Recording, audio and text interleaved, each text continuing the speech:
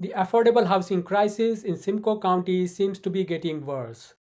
After the application opened for 250 West Street in Orillia, over 1,000 people applied for the 130 affordable units in the first 3 days only. Simcoe County's General Manager of Social and Community Services, Mina Fayez-Bahgat, provided the update during the Simcoe County Housing Corporation Board of Management meeting yesterday. A total of 3,000 people applied within the first month. Among the applicants, 11% or 300 people were either experiencing homelessness or were from the outside the county. The rent of the unit varies depending on income of the applicant. The rent of a bachelor unit ranges from $773 to $101,059, while a one-bedroom unit is between $937 and $1,400, and a two-bedroom unit is between $1,000 and $1,650. Orillia Ward 3 Councillor J. Fallis suggested exploring ways to accelerate the development of affordable housing projects to better meet the high demand. Barrie Mayor Alex Nuttall asked the county to expedite the Rose Street affordable housing project. The county aims to complete the parking structure by January 2026. Nuttall also advocated for building as much housing as quickly as possible while balancing long-term durability and maintenance costs. During the meeting, the Affordable Housing Master Plan was also presented. It outlines a comprehensive 10-year strategy aimed at addressing the county's housing needs. This plan prioritizes development projects in the short, medium, and long term. Key projects identified in the plan span multiple locations, including secondary suites in Midland and Penytanguishene, new builds in Collingwood and Barrie, and additional developments in Wasaga Beach and other areas. Please follow the timestamps in the description to jump to the relevant section of Simcoe County Housing Corporation Board of Management meeting. And I'll welcome everybody here to this Simcoe County Housing Corporation Board meeting. So approve of the agenda. I have moved by Councillor McDonald, seconded by Councillor Rose, that the agenda for May 28, 2024 meeting of Simcoe County Housing Corporation be approved. Questions or concerns with that? Seeing none, all in favor? Thank you. Carried. Disclosure of pecuniary interest. If you have it, you can declare now, or when the item comes up, if you find yourself in that position, let us know. So we have adoption of the minutes, number 4. So it's section 4, that the minutes of the Simcoe County Housing Corporation Board meeting held January 30th, 2024 be confirmed and adopted. So I have moved by Councillor Miskinen and Councillor Brian Smith, seconded. Question concerns with the minutes? Seeing none, all in favor? Carried. Thank you. We're into 5 matters for consideration. I have 5.1, the update on the lease up at 250 West Street, Orillia.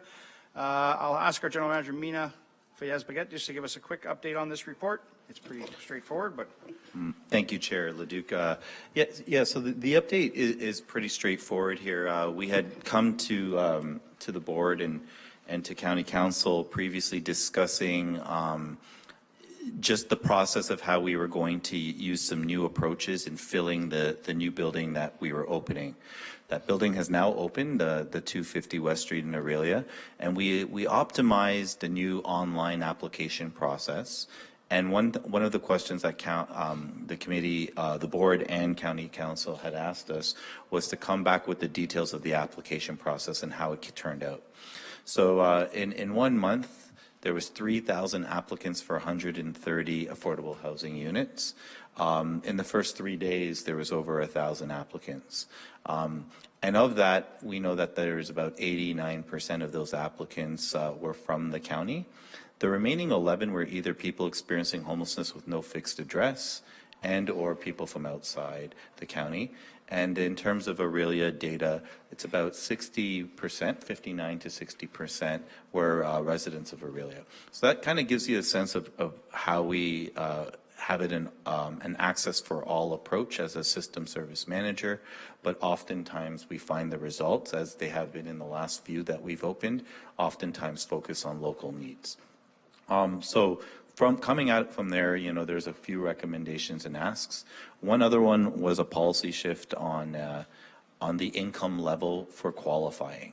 So earlier in the year at County Council, we amended our bylaw to define affordability here at the county at 120% of average market rent, which is the standard being now used and puts us in about the 60% threshold standard of affordable average gross income at the county, which is the standard we've always used. Making that change resulted in us realizing that we'd have to make the policy change for being able to be eligible for a unit at a build like 250 Orillia, that your overall gross income threshold should have to match the 120% AMR marker by the bylaw. So we would have to do an internal board change to our policy in order to do that. So those are kind of the primary two broad strokes of the report that share back. I'm happy to take on any questions. Any further comments or questions on the report? Lots of great, interesting information in this report. So, Councillor Fawless. Thanks. I had a couple of questions. One was just in reviewing the report and your discussion around 120% AMR, I was curious, is there, because my understanding is that 120% is based on old numbers, if I'm correct, like it's basically 120% of market rent, 5-6 years ago, if I'm understanding that correctly. And I'm curious, is there a point, would we find ourselves in a situation where what we have on what we're offering at the 250 West Street site would be even or above market rent? Is there any risk of that potentially coming up? The other question I had was around, I believe there was mention of assets and there being a requirement to have under a certain kind of asset level. And just if the staff could maybe speak to that. My concern being that in kind of eliminating individuals' ability to attain and maintain or to retain assets, that it might compromise their ability to move beyond the affordable housing system. So just if I could have the staff comment on those two pieces there. Thanks. Okay, thank you. So, Mina, I turn it back to you. Yep. Through the chair, thank you for the question, Councillor Fallis.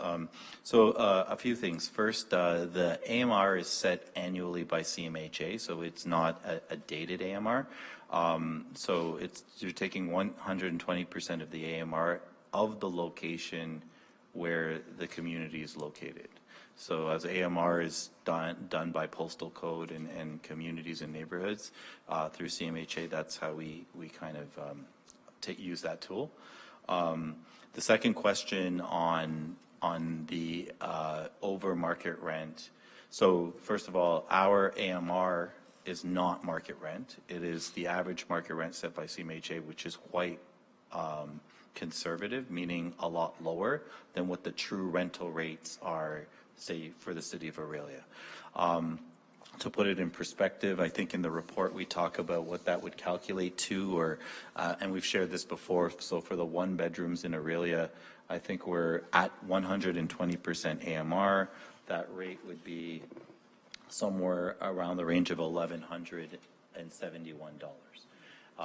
Now, that being said, all the units are not at 120% AMR. In the report, we actually average to about, I think with the Housing First units, it averages it down to somewhere around 60% to 70% of AMR. Councillor Fawless, back to you. Just a quick follow-up, sorry. I don't know if maybe I'm reading it wrong, but I have here one bedroom, 120% AMR would be $1,405. Oh, sorry, I read the wrong cell there. Yeah, no problem. You're correct. $1,405 for the one bedroom. And I guess what is market rent? What would it in comparison to AMR? Like what is it? 130% equates to actual market rent? Through to you, Brad. Go ahead. Yeah, through you, the chair. It's quite a bit higher, actually, Councillor Fellis. I mean, some municipalities, it's up at 160, 170% AMR is actually true market. Going back about 10 years ago, you know, what they called market rent, and that's why I know it's a little bit of a misnomer when we say 100 AMR, you know, certainly it leads you to believe that that's actually what the average is out there if you were to go out and, you know, pull the newspaper and read through actual ads or online. That gap has been growing for quite a number of years. About 5 years ago, we were seeing probably maybe 120 AMR was kind of what was probably more like true market, where now it's well beyond that. Certainly a new building like this, you know, the market rents will be, true market rents would be well over 2,000. And again, that's why we're trying to stick with the 60th percentile, because at least that number gets indexed each year, that income. So the income amount is allowed to be indexed. The AMRs get indexed each year. So you can maintain affordability. Using the 30% calculation, even at a one bed, you're around 1,900. It's just under 2,000, still deemed affordable. So you can see for a bachelor, it's well under the true affordability. For a one bed, it's well under. For a two bed, it's well under. When we hit a three bed, it gets close. And that's where, and certainly in our policy, we would be taking the lower of the two to ensure that it is affordable. It's like true market rent is, again, grown quite a bit higher than what we're actually calling the 100 AMR.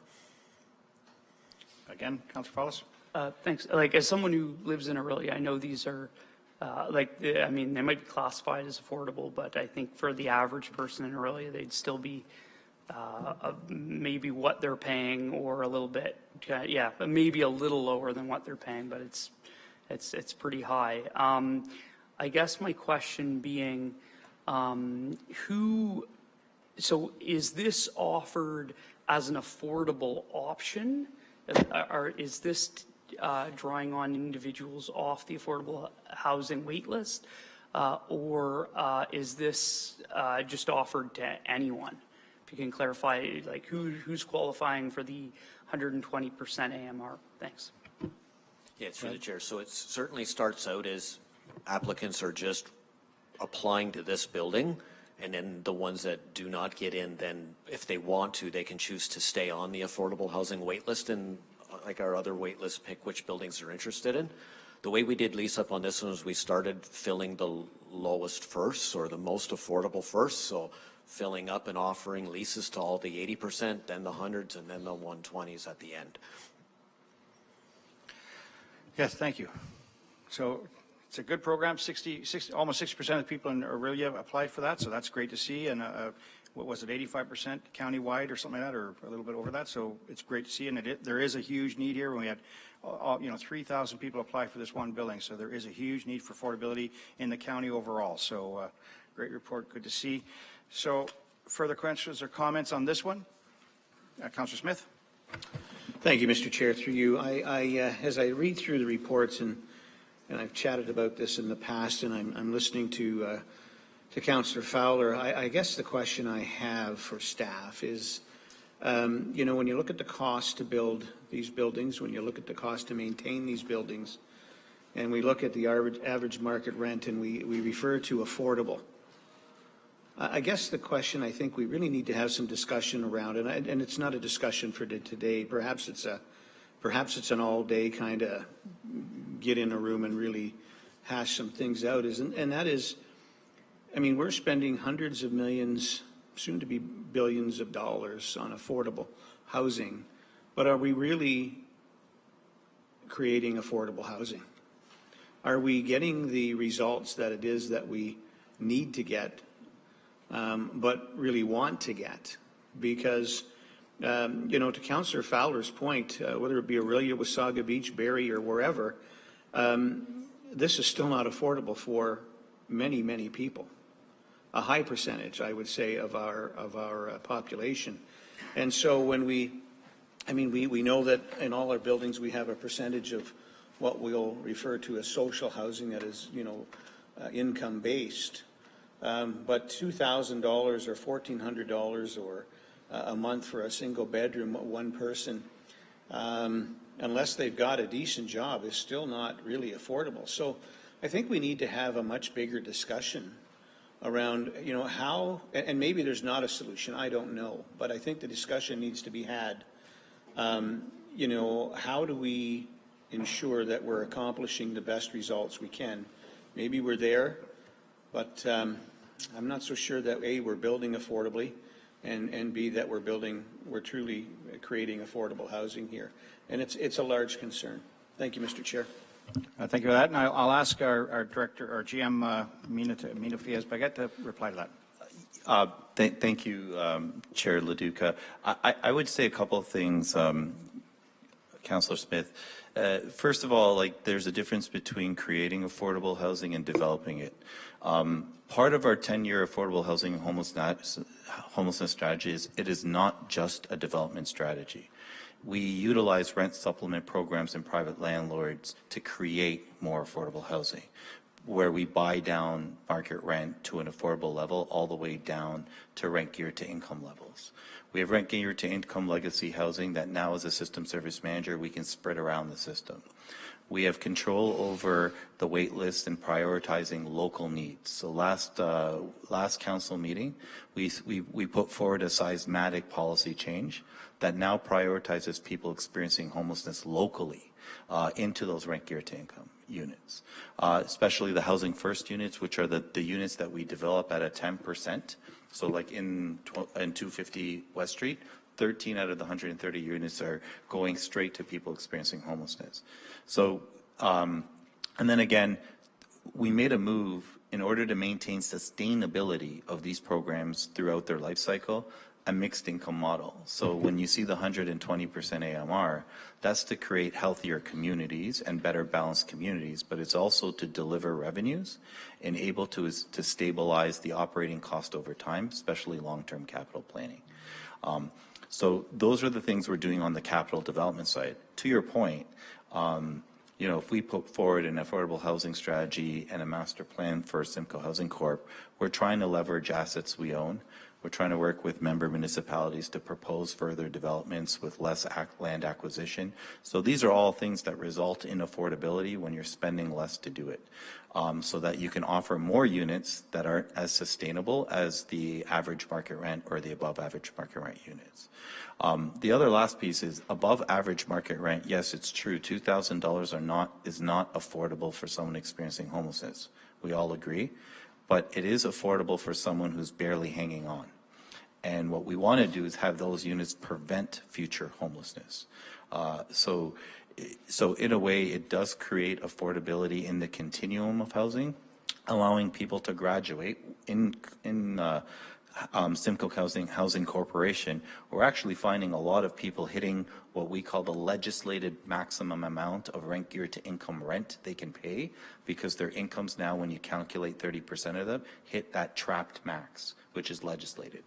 So they're now staying in a rent geared to income, paying what would essentially be 100% of AMR or 90% of AMR or even 120% AMR. By creating these units across our portfolio, we can encourage an exit into those units, opening up the rent geared to income to make more affordability available to the community. So the strategy, the 10-year strategy, talks about all these different approaches on how to create affordability.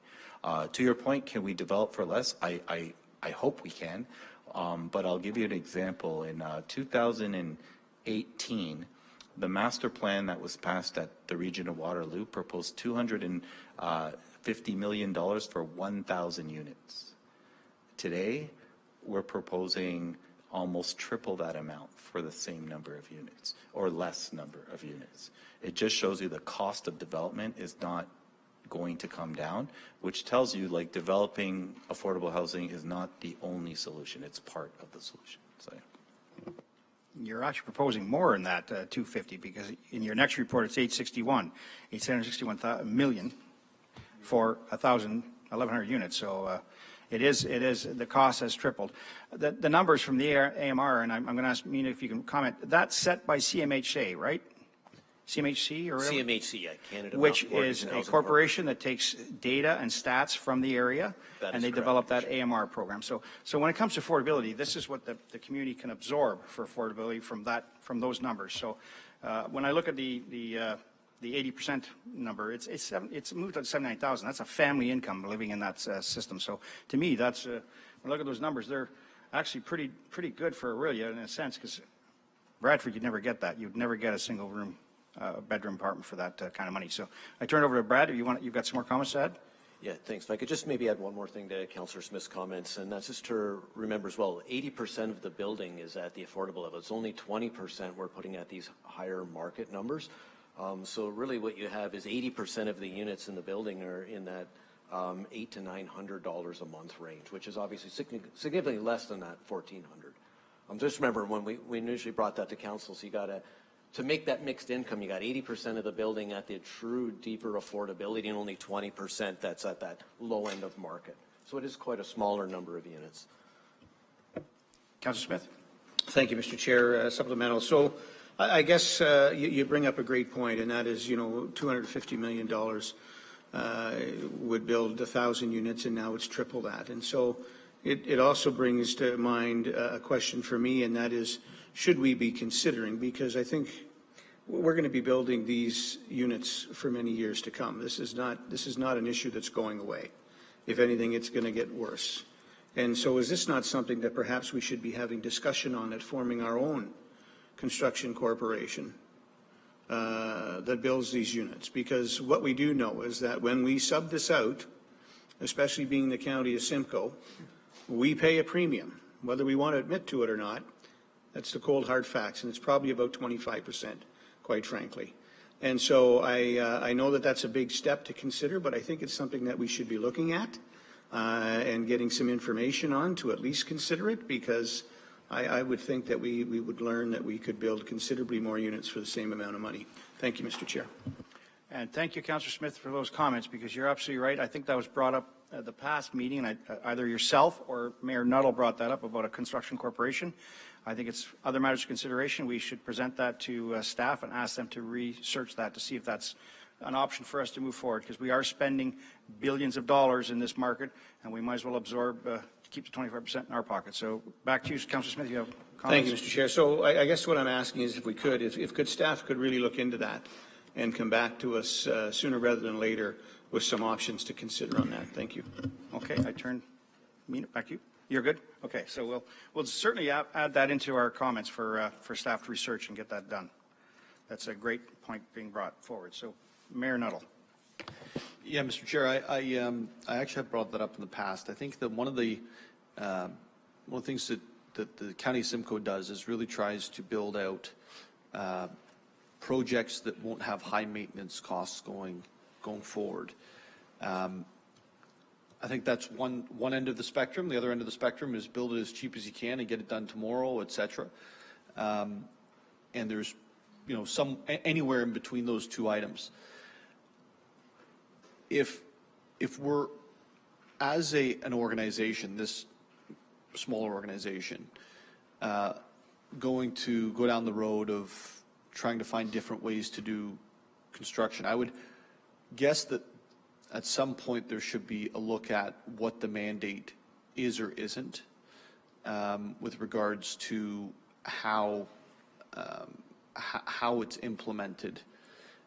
Is the mandate to get as much housing built as quickly as possible, or is the mandate to, build out pieces throughout the county?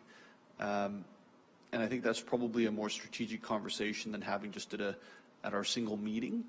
And I know, like any government, our public servants will do as requested. But there has been I think a set, firm, long-term strategy to make these as maintenance-proof as possible, and that costs a lot more money up front. So I would enjoy that conversation, but I think it's a broader one than just this specific meeting.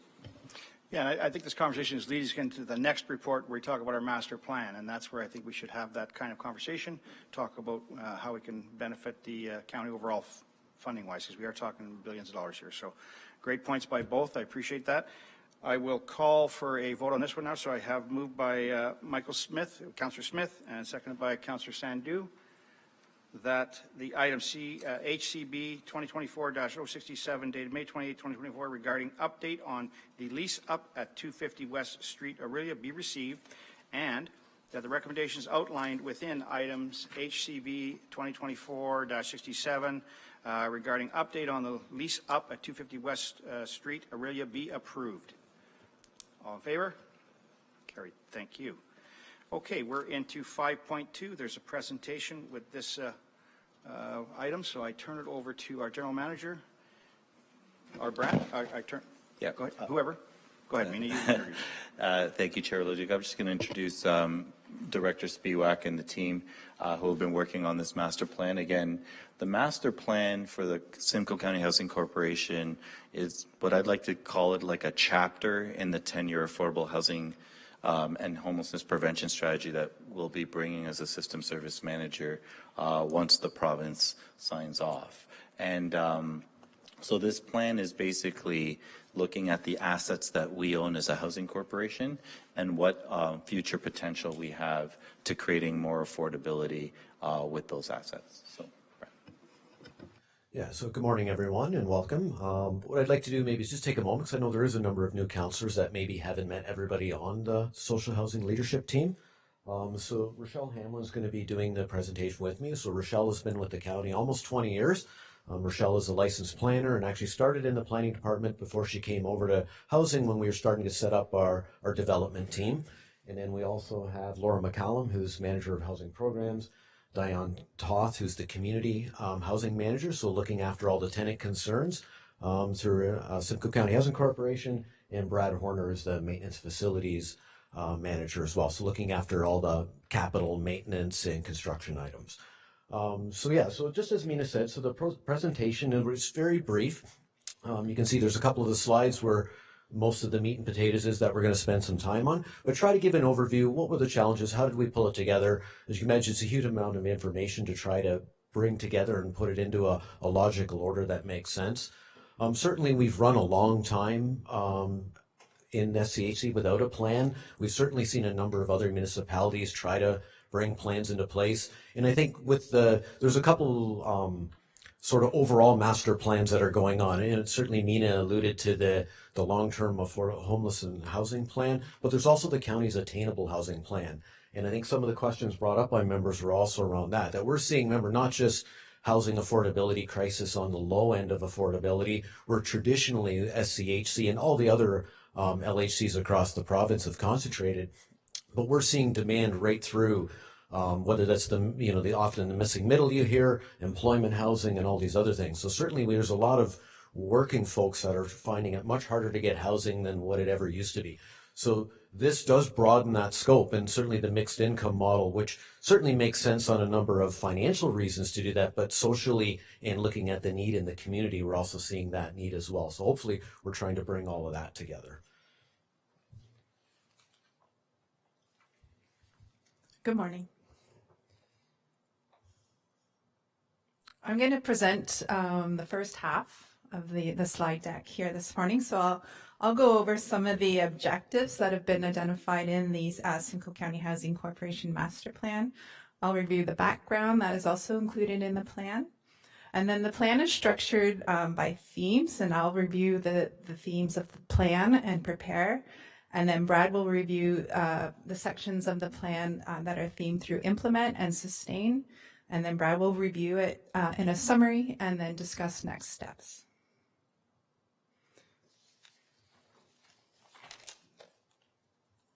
I have some notes because there's a lot in this plan, but essentially the intent of the plan is to prioritize development over the next 10 years. So it includes planning projects in the short, medium, and long term. So that we can achieve our affordable housing goals. And this will also allow creating a pipeline of development in various stages through that 10-year period. So we're not waiting to get approval for the next project. We'll have one in queue essentially, so that there's always a project in the works. This would allow the county to respond to funding announcements, as I'm sure we're aware. Sometimes they come rather quickly and we need to be ready for those opportunities. And as well, we would also like to be prepared for long-term funding commitments that we expect, hopefully, from the upper levels of government. And this would allow us to also align internally opportunities for Brad Horner's team to make sure that the buildings and the older buildings maintain a good state of capital repair, and that we can plan for these repairs over the long term, and hopefully seek opportunities to align the repairs with maybe redevelopment or intensification opportunities on those sites as well. And then this would also allow coordination with housing partners, including local municipalities, so they can anticipate when housing may be expected to be developed in their communities, as well as partner with nonprofit housing providers, and when the opportunity is presented, also with private developers. And lastly, this would allow the Simcoe County Housing Corporation to be a community leader in high-performance purpose-built rental. There is a lot of background in the master plan, but I have to remind myself sometimes as well. The master plan provides background on some of the distinctions between community housing, nonprofit, and cooperative housing, because sometimes they become interchanged. An outline of service level standards, which is applied to RGI housing, which has implications in the long term to maintain affordable housing levels in the county of Simcoe. And then an outline of affordable housing, and there was some discussion earlier this morning about that as well. The difference between supportive resident program, rent supplement program. So hopefully the plan provides some background information to help with that language for when proposals are brought forward. To help plan for the master plan, an inventory of existing Simcoe County Housing Corporation owned properties was undertaken, including the age of the existing stock, the number of units, and then a further breakdown of that inventory as well. So the building type, how many are single dwellings, how many are apartment styles, and then in those buildings, what is the inventory offer to the tenants, how many one bedrooms, and so on, so that when we seek approval to build additional housing, we know what we already have.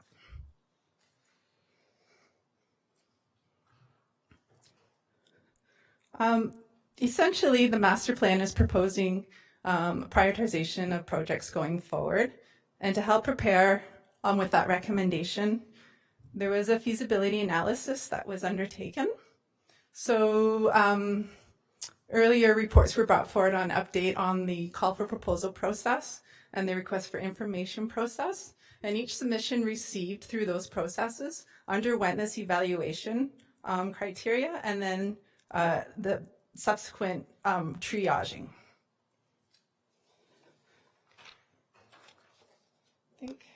I just don't want to miss anything. And also included in this, I don't know if it's on the next slide, no.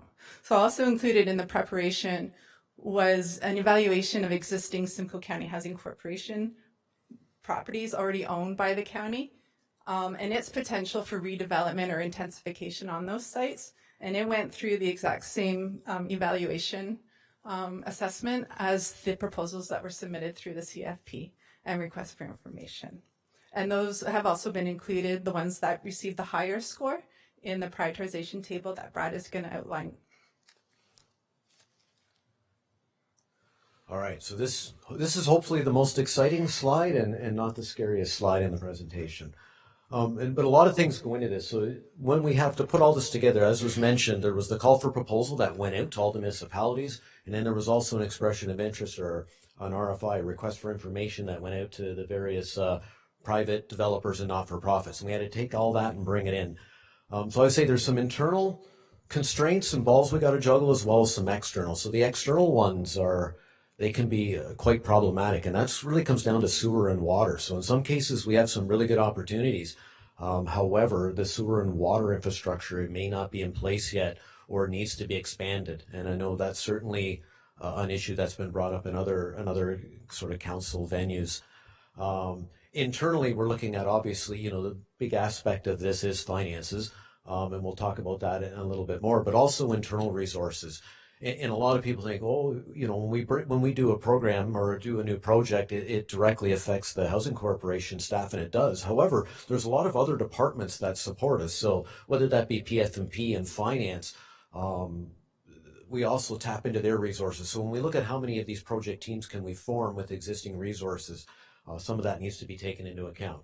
So we'll walk through them because I'm hoping just at a high level, some of these things will at least illustrate what we've had to look at and why some of the decisions we're making are taking place. So certainly the 20 Rose Street one is it's a large one, but it's obviously on their first. It's in that readiness state already through a council and is going through all the various planning approvals now with the city of Barrie. I think June 12th is actually the ZBA meeting where the city will be reviewing that.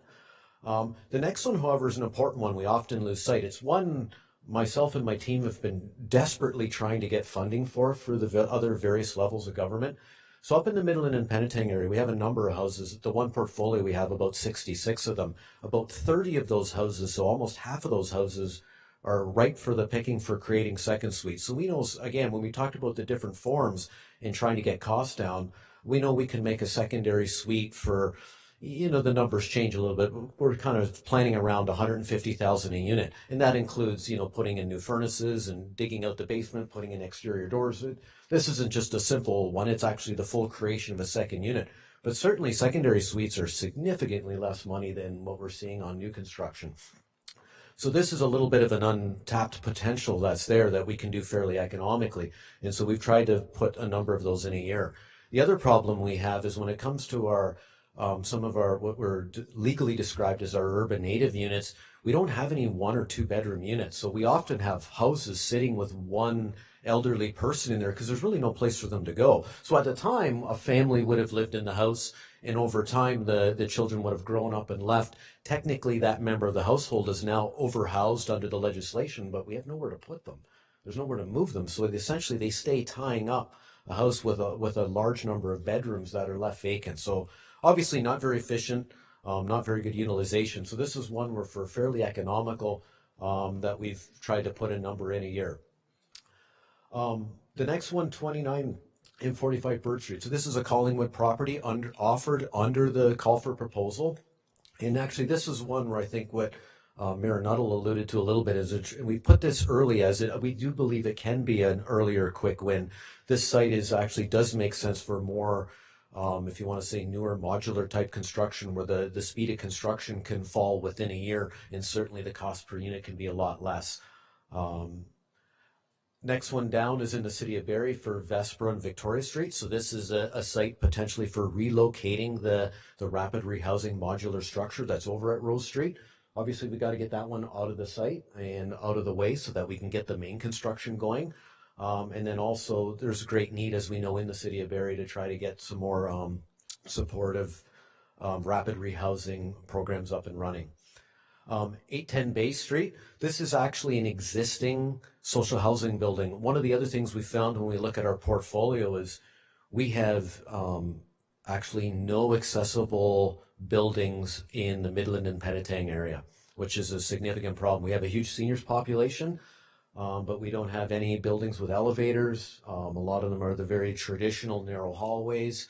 And we're quite limited there. So this is one we're partnering with the town of Midland. The property adjacent or next to 810 Bay Street is potentially surplus, and so we've worked with the town. If we can get that land transferred over, now we can do an addition similar to what we've done on some other sites and actually get not only a new building of seniors on there, but link it to the old building and then get some of the accessibility problems cleaned up at 810 Bay. The next two, I'll speak to them together. So we do have a not-for-profit housing system. This is one of the systems that's legislated through as a service manager.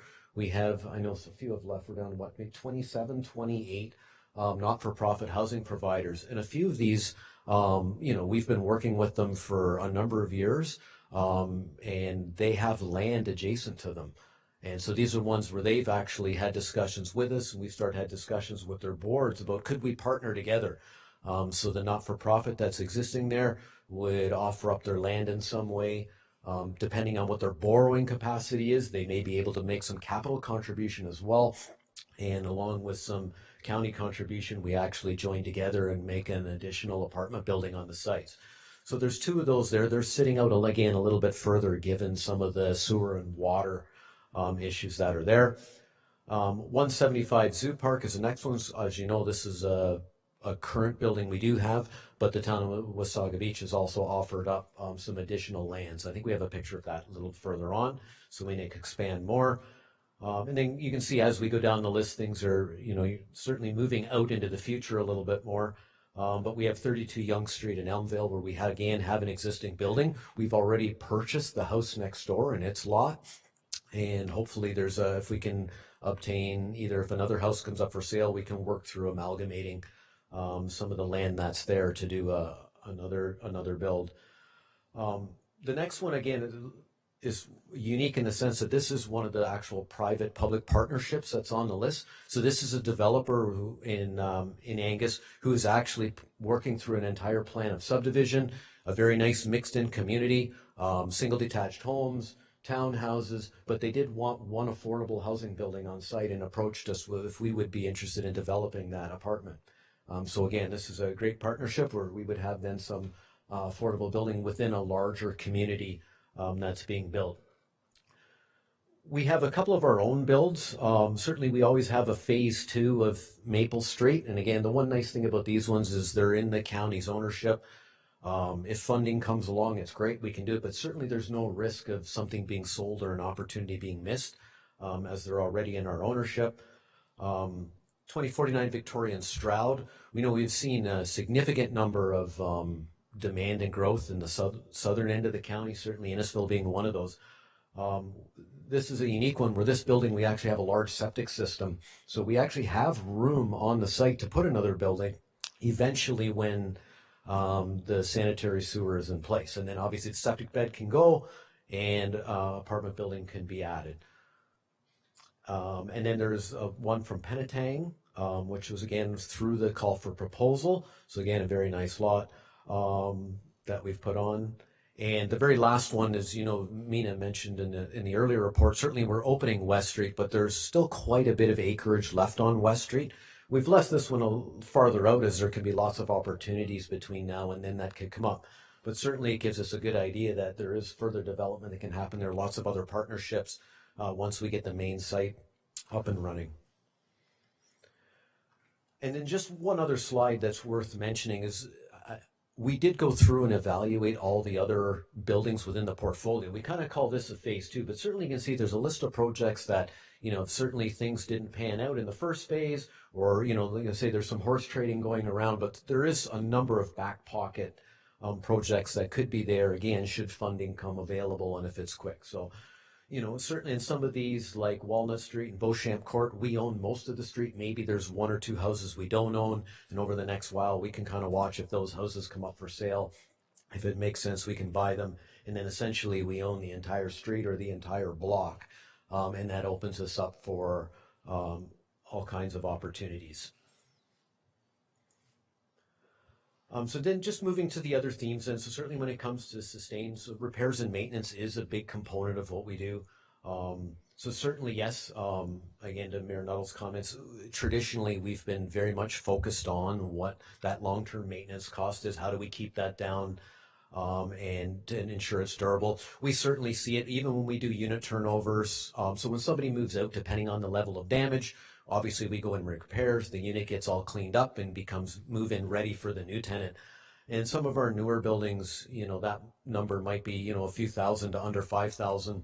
And some of our old buildings, that number might be 15 or 20,000, just to give you an idea of depending on what the materials were and if they weren't very durable. And of course, were damaged over a number of years. Safety and security is another thing that's been coming up. I think we've all seen it on the news, the level of security cameras that we've had to put in now. Certainly the, involvement with police has increased. And so there's a number of things that we've been trying to do. This comes from a design side too, though, not just, cameras and dealing with it after the fact, but how are your sight lines? How is the lighting? How do you make people feel safe? Is it, do you not have dead end or blind corners? So there's a number of these things that we work through with local communities, and in some cases even police and OPP, where they have a lot of these design suggestions. Asset management, again, speaks for itself, but it's a quite large one. It is a huge portfolio. I believe there's some reports that are coming to county council in the near future out of the finance department that lay out exactly the overall asset management plan. And again, it certainly indicates the huge amount of assets that the county has in its possession. Property management, so certainly we do property management for all of our existing buildings. However, this is one of these growth areas. We're starting to see agencies or not-for-profits actually request property management to us. This is kind of a new thing. Certainly we've seen it in other municipalities. I know in Simcoe Muskoka there's one. Oftentimes what can happen is you might have a building, it has an aging board. The board decides they really don't want to look after the building anymore, but they don't want to give up ownership, and sometimes they'll partner with the service manager to actually look after it. So this is something worth considering. Again, not that it's going to be a huge revenue generation, but certainly it does open up some doors and help some of the ones that with their property management. And then the last one, again, which has grown quite a bit, is on the tenant support side. So again, as you know, and through various council reports as well as discussions in the budget, tenant navigators have been added, and these are similar to social workers to try and help that. We're also putting a big focus on our old buildings as well to try to get more, especially in the seniors building, more seniors programming brought into the buildings. So some of these are game playing. We've heard, I think Orillia was kind of the Orillia Arts Council, I think was one where this is kind of new, where the Orillia Arts Council would actually come into the building once a week, twice a week with the supplies, and they kind of just paint with the residents or the seniors. There's been some physical fitness ones that have happened in some of our old buildings. So again, knowing the dangers of senior isolation and certainly wanting to have healthy tenants, or as healthy as we can, this other tenant programming is getting a lot more of a renewed focus than certainly what it's ever been. So just in summary then, actually just looking at that is the picture of 32 Yonge Street in Elmvale, and the lot just below it there, that red outline, that is the lot that we currently purchased last fall. You can see they're quite large lots. These are like double deep lots, almost street to street. So the good news, going just in summary then, like when we went through all of the options and what we've laid out, there was no cost to land or property. So in every cases, we weren't buying land. Everything was either donated or offered in some sort of partnership. Certainly we've tried to maximize whatever we can on our existing SCHC properties, or at least have them identified for future. We've also looked at a lot more types of construction. So in here, we've got high-rise, low-rise, modular. So we know some of these modular ones, much better cost per square foot. In these smaller buildings make much more sense, in the speed of construction is significantly different. Which again, if we can get more units quicker, that's good. It's not just working with ourselves and municipalities. We've got both private and not-for-profit partnerships built into the plan. And the important thing is that it's a very elastic plan. So we can add projects, remove projects. As the plan indicates, all of the projects would be bought individually in front of council for financial approval in anyways. But it's important to know that it can expand or grow depending on funding. So certainly next steps. So we'd like to think we have at least a framework that's been laid out. There's lots of engagement that has happened, and I think will need to continue to happen. The other big thing, though, is the cost sharing with other levels of government. So as we know, the county can't do this on their own, and financially it would be a huge burden. But so keeping that we can actually actively go after some of this cost sharing with the federal and provincial governments. And like I said, as the last case, we would bring all of the projects individually before county council at each one. So we'll open it up to questions. That is the picture of Zoo Park, and you can see behind the fence there, this last little bit of land is what the town has offered back. So you combine that with what was our existing phase 2 lands, and now it allows you to do a little bit more and add in some seniors housing, which would be much welcome in the area. All right, thank you for that presentation. A great report. So I'm going to start off with Mayor Nuttall. Yeah, thanks so much. And I was obviously reading in the paper a little bit about Vesper and Barrie there, and we'd had discussions around our table at council as well. My question is, there's 15 units right away, looks like. What type of units would those end up being? Yeah, so Through the chair, Mayor Nuttall, on the Vespra site, those would be the rapid rehousing units. So similar to what was run up at Rose Street, but in the summertime, like not the shelter in the winter months, but the supportive housing units. So you're, if I can, Mr. Chair. Go ahead, sorry. So you're looking at moving the Rose Street over to Vespra? That is correct. And has there been any consultation with the community over there? Not yet. So we've been dealing just a little bit with city staff to kind of see, can it go there? How would it fit? How would we connect it? So working through some of those issues first. And then obviously then the community engagement needs to start. Okay. We need to do a much better job than we did at Rose Street on the public consultation there. Because it was a major issue. Folks understood the need for affordable housing, and all of a sudden there was a completely different use, similar but not the same, in over at Rose Street. I can imagine how much stronger the resistance will be in this neighborhood. This is a neighborhood that already has the warming cooling at Gilbert, that has a request for a safe injection site across the street from this, that has many social services already operating, and I know it's going to be an incredibly sensitive issue inside of the area. Thank you. Comments? Through you, Chair Leduc. Thanks, Mayor. Our intent is to have a comprehensive door-by-door community engagement strategy. And just to flag a couple of things different on the program. The Rapid Rehousing Program is a housing-based, rent-based program that will remain a housing-based, rent-based program. It will not be an emergency shelter overflow program if located at Vespra. The program that we ran in the summer would be identical, where it has on-site CMHA like supportive care, as well as a property manager like Redwood last summer, operating and working on case managing to get people housed. I think there was 22 or 21 participants, and I think 16 or 18 got permanently housed in 120 days. We did a door knocking campaign after the Rose Street housing project with the neighbors in Rose, which are different. I understand it's two different communities that felt that the program was very quiet. And the warming center is closed, and the cooling center will not be occurring at that location in the summer. So trying to reduce the impact on that community as much as we can. Thank you. And may I ask just about the Rose Street location? I see it's up for design this year. Does that mean we're not getting in the ground in 24? For the affordable housing development at 20 Rose? At Rose, yeah.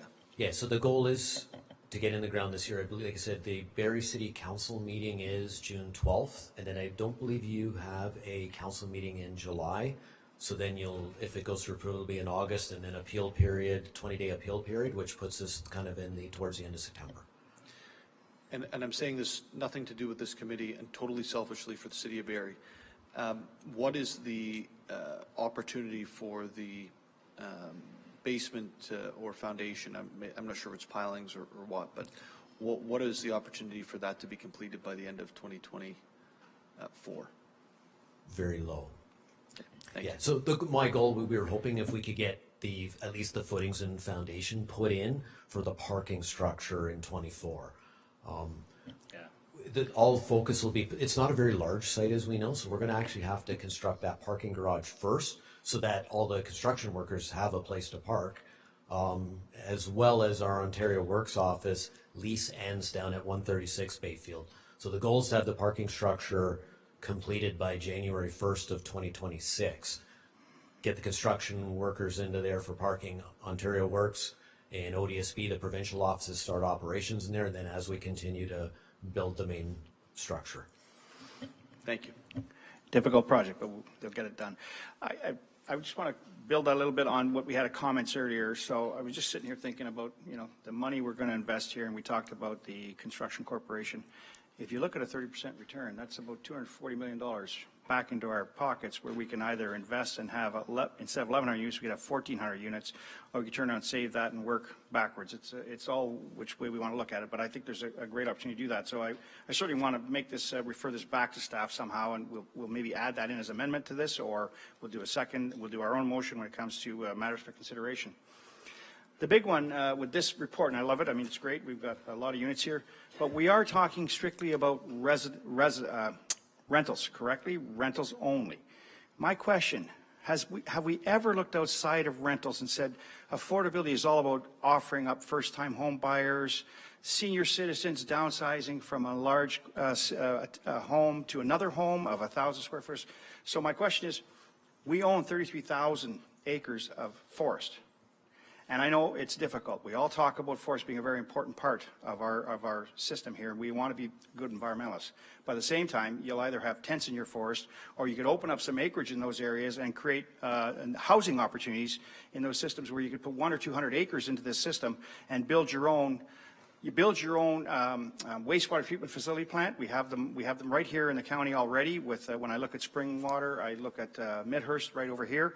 They have a state-of-the-art design that the Ministry of MECP is actually sanctioning as a great design, and they're looking to put them further into other areas. I look at this as an opportunity for us to look outside, and we could be the complete developer from front to finish. And if you talked about building housing for affordability at the 500,000 or less, where you brought modular homes into the system. So there's 5 major producers of modular homes in the States that we could bring up and start with those. They are built to suit, basically. They are on slab, on grade homes.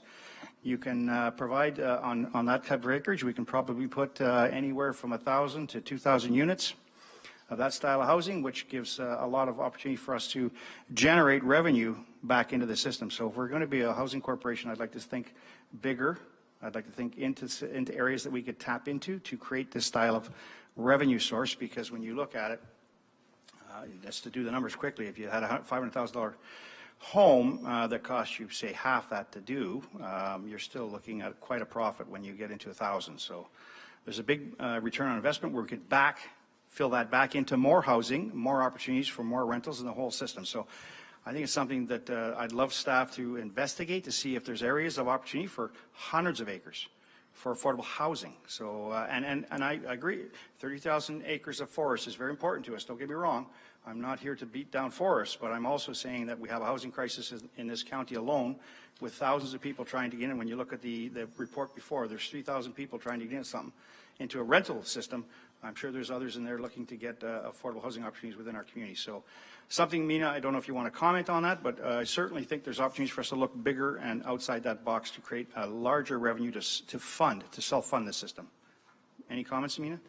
Yes, thank you, Chair Leduc. Look, absolutely, we can take back a study of an environmental scan. I think for a housing corporation, there's been lots of history of creating a development corporation that then takes on these type of initiatives. They come with a mixed history of success and a mixed history of efficiency, but we're certainly happy to share some of those examples out of the City of London just a few years ago, and you know, the City of Toronto and others. In terms of home ownership, we do have an affordable home ownership plan. The plan was, you know, created by the province on a revolving, forgivable, down payment assistance program. That program we expanded and continue to raise the level of qualification as the cost of a single-family home in the county continues to rise, to make sure that we can do it, qualify. We actually used that fund in a creative way last year to actually acquire units as the fund came to a provincial end and we didn't want to give back the revolving amount. We invested in a few property acquisitions through it. And, you know, any type of affordable housing ownership model or a continuum of housing, as Brad mentioned, you know, there's 200 single-family homes that are at our disposal to either intensify on their sites, or in the city of Barrie, we decided to divest them. We could strategically divest them to those who qualify for affordable home ownership or first-time home ownership. I mean, there's things we can do. It just, this is something that I envision to be part of the 10-year affordable homelessness and housing strategy that gives a whole section on environmental scan, best practices, best development practices, private-public partnerships, which, have rendered probably the best way to develop and have a hand in development, but not necessarily the full responsibility of it. So there's lots of things we can share in the 10-year affordable housing and homelessness strategy that gives that background, and then make some recommendations to council and to this board on how to move forward on some of these innovative approaches. Okay. So happy to do that. Absolutely, because I think there's way more opportunities for us to generate our own system with more revenue. I'm talking even getting into the mortgage system where we actually mortgage these, finance these buildings, because it just pays themselves. It pays us back. It pays us back, and we can create more revenue to build out on this affordable housing issue. So I think we need to really get outside the box here, push the envelope. We're putting $1 billion investment in here, and I think there's a better way of doing it where we can create an opportunity for revenue for our own to self-sustain it. Be a self-sustaining program. So we own thousands of acres in this system, and we just need to think a little bit further about how we're going to do this. So I've got Jay next, but I'm going to ask, I'm going to move it and say, so Jay, I'll get to you right away, but I'm going to say that we accept this. We'll read the recommendation as is, and then I think under other matters of consideration, we could put an amendment on the floor, a recommendation on the floor for staff to look into this housing corporation, to look into the construction corporation and development corporation, if we want to talk about that. Jay?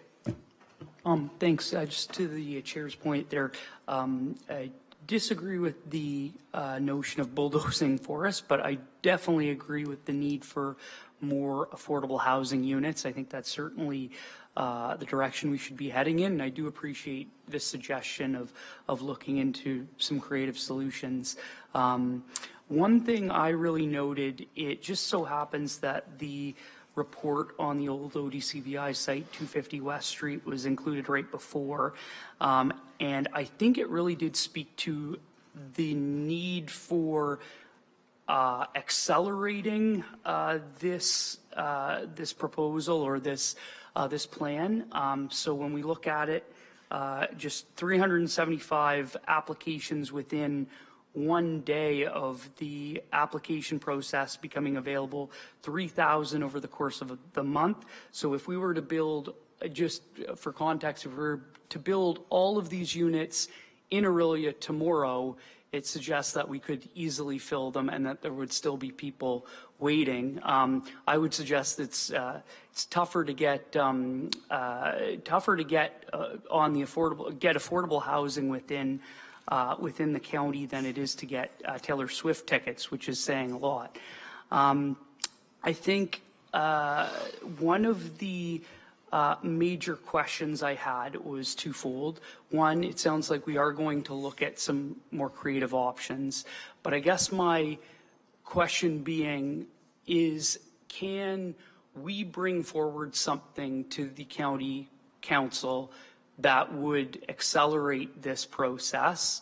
And then the second question, I think it's important to always, when we're talking about this topic, to also mention that, the province needs to be the provider too, needs to step up as well, because we can front a certain amount, but it also does depend on that province. I'm curious if there's an opportunity to engage the provincial ministries in a meaningful way to actually bring forward a proposal that would accelerate this. I look at the future of what's planned in Simcoe County over the next 10 years, and I see, we were talking about Orillia earlier, just because I know it and because we saw the report. I think there were 100 units planned to be built in Orillia by 3035, and if we consider that 3,000 people, I mean some from out of town, but 3,000 people were applying to get affordable housing this year, that one has to believe that that's not adequately meeting the demand. And so I do put it to staff, how can we bring this forward both at our own level and at the provincial level? Thanks. Yeah, okay. I think I'll turn to Mina first before I go on that one. Thank you, Chair Leduc and Councillor Fallis. I would say a couple things. Number one, again, I just want to remind everyone the 3,000 applicants that applied could have been applying for all different levels of affordability. But in general, yes, the need is great. The 100 units or the 130 that we just opened up are not the solution. They're a part of the solution. Again, all those individuals that applied are now able to access all the units being developed across the county, because it is a system. All of our rent geared to income, if they qualify depending on their level of rent, as well as if they're experiencing homelessness, they get a priority to access those units. Thereafter, we also have the rent supplement program, rent housing allowance programs, other programs that access affordability. The Canada-Ontario housing benefit that allows you to take the benefit and travel outside of the county if you'd like and find your own affordable housing and buy down the market rent payments. So there's many different parts of the program. To your point on acceleration, I think what we've designed here is what I'd like to call it as an accordion plan, meaning you can move things forward, you can build concurrently, you can build sequentially depending on funding. I think what we want to propose is here's what we can do, here's what we can achieve, but certainly if the federal and provincial governments match whatever level of investment we're able to make, then we could then start discussing the ability on how to move forward sooner or positioning more faster development opportunities than slower ones. And that's the plug and play beauty of a master plan. And then, yes, we are advocating. So we advocate at every level of government. We're constantly in conversation. Actually, today we just got an announcement this morning that the federal and provincial governments have come together on an agreement to fund us just to keep the lights on a lot of the programs I just mentioned. So, yes, we're definitely at the table, and we intend to use this and our 10-year affordable housing and homelessness prevention plan to advocate and say that the County of Simcoe is ready to do so many things, but we need some help with that. I think that's what I was also referring to with looking outside the box. It's about funding the program, and I like the program the way it's been designed. It's $861 million in funding for 1,100 units. That's a pretty aggressive plan. It is about bringing and if you looked at the first slide of the presentation, it talked about putting projects on the shelf or getting projects ready so we could bring in the federal government, the provincial government. There's billions of dollars out there being spent by both levels of government that we should be tapping into as soon as possible. So, and I think this program does. What I talked about bulldozing forests, no, I didn't say bulldoze forests. I said look at that as an option moving forward if we can, because it's about affordability. And we need to find ways to put land on the table that is not expensive. So we have affordability crisis throughout all of the county here, just not Orillia. We have 1,100 units we're going to share throughout the county, but I'll tell you, we have this affordability crisis right from the southern portion of this county right to the northern portion. So this will be a program that we need to share, and that's the way it'll work through the system. Back to you. Thanks. Yeah, not to say that Orillia is the only one. Certainly recognize it's county-wide, and to Mina's point there, I think we need a lot of help. The other question I had, because my understanding is some of the proposals or land offerings may not have been pursued. Mina, you mentioned kind of this accordion type of plan. Is there any potential that, we could expand it to look at other alternatives, not just ones that were proposed, but also look at acquisition of property? Thanks. Through the chair, yeah. If you recall, we had a call for proposals amongst the municipalities. We also had an expression of interest amongst nonprofits and private developers. And what we did is we tried to warehouse kind of a prioritized list of opportunities across the county. And what we've tried to do is like kind of do it in segments of immediate need and feasibility. Next round, if those fall through for any reason, next round after that. So we do have a considerable, substantial list, and the door is still open. As we get approached with opportunities, we use that tool in the request for expression for interest. It was a tool that quantifies the feasibility of each project being proposed. So we often, even after that expression ended, we had a few stragglers come in over the year. we fired off the tool and said, please fill it out, and that helped us prioritize. So we do have a database, and I suspect after today's presentation, I'm sure there'll be a lot more coming out saying, hey, I've got an idea, and we're certainly open for listening to see if those could be part of that larger database for us as well. Okay, perfect, thank you. So further comments or questions? I see I've got Councillor Smith. Thank you, Mr. Chair. I just think it's important to comment that we are never going to solve this issue. There is always going to be a major demand for affordable housing. So if we're going to sit here today and think that building 3,000 units today will fix that problem, we're sadly mistaken. But what we do need to do is find a way to build them or acquire them in a much more economical way than we're doing today. And it's why I mention, again, our own corporation to do construction. But I'd also be happy to put staff in touch with a developer that is our master developer for the town of Wasaga Beach, Fram Developments. They have built affordable housing for the city of Mississauga, I believe. And don't hold me to that city, but we've had the conversation. We were down touring an area where they were building large buildings in a modular aspect, and they stressed how much more economical it was to do so. And they had mentioned to us at that time, this was about 3 months ago now, that they had built some affordable housing for the city in that $400 to $500 a square foot range from a modular level. So I'd be more than happy to connect those dots and find out how they did that and you know, learn from that. But the only way we're going to defeat this issue, I think, is to work with the provincial and federal government when it comes to affordable housing. And, you know, if I believe that the provincial and federal government were to stop, for example, giving small bits of money to thousands of organizations who are, in my opinion, with all due respect and appreciate the effort, almost make work, where they're all spending a few $100,000 a year or more to try and figure out the solution to affordable housing, and simply put all those dollars into building homes, I think we could be a lot further ahead. So I think there's some work to be done on that level, intergovernmental level, but I can't stress enough, if we're going to attempt to try and solve, or let's not use the word solve, make this problem better, then we need to find cheaper ways, more economical ways to build homes. Thank you.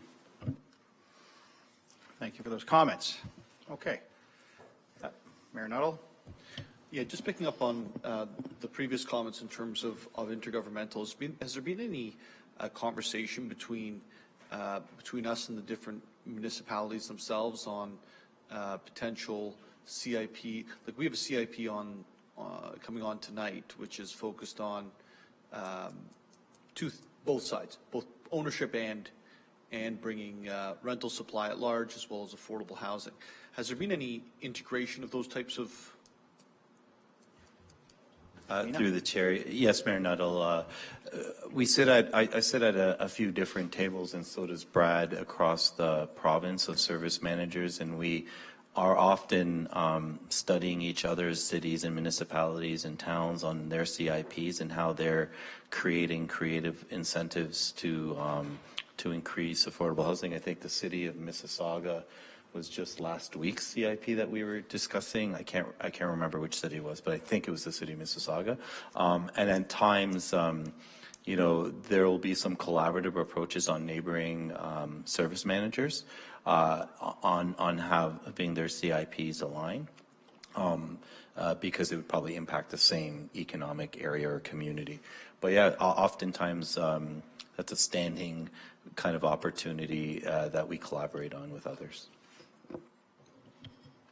I guess in just in the specific case of the city of Barrie, we've received a lot of provincial and federal money. Has there been any input into our CIP that we're approving tonight? Yeah, we'll pass it to Rochelle. Let's look at the CIPs. Through you, Chair. Yes, I spoke with a planner on that file for the city. She was very interested in how the proposal would potentially help some of the Simcoe County Housing Corporation developments, and we did review some of the proposed incentives. Some would apply to the Simcoe County Housing Corporation and some not so much because as a municipality, we are waived development charges either way. But I do see all the incentives as being very helpful in promoting affordable housing. And every municipality has a different scope, a different level of incentive, and also varying intake processes in timing. So depending on where you are in your project and where you are considering the financial aspects of that project, how that CIP process could be helpful. Okay. Okay, good. Further comments or questions on this report? At this point in time, great discussion. We've got some areas we'll work on in a minute. So I will move by Councillor Rawson and seconded by Councillor Corbell that, just a minute. Oh no, I'm in the wrong one, sorry. I'm going to start over again, sorry. I'm jumping around here. 5.2, moved by Mayor Nuttall, seconded by Councillor Follis. You're good with those? That item CB 2024-121 dated May 28, 2024 regarding the Simcoe County Housing Corporation Affordable Housing Master Plan be received, and that Simcoe County Housing Corporation Affordable Housing Master Plan and priority development projects identified for implementation as generally outlined in items HCB 2024-121 be approved. All in favor? Carried. All right, now we're into other matters for consideration. So I was hoping that we would bring this forward and create a recommendation under this matters for consideration. Councillor Gabriel, you had your hand up. You, no? Okay. Are we good with bringing up Councillor Smith? Are you?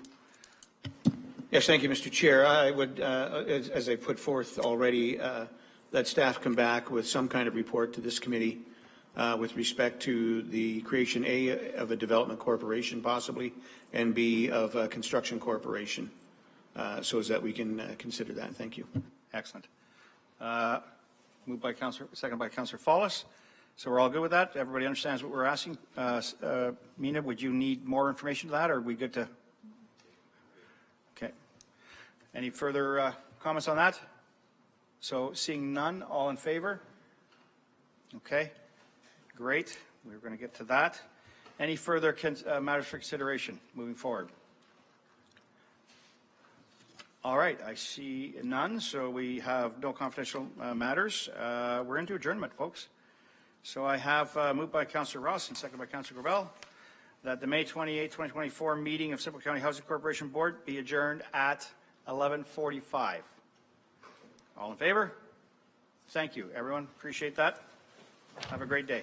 That was the update from Simcoe County. Thank you for watching.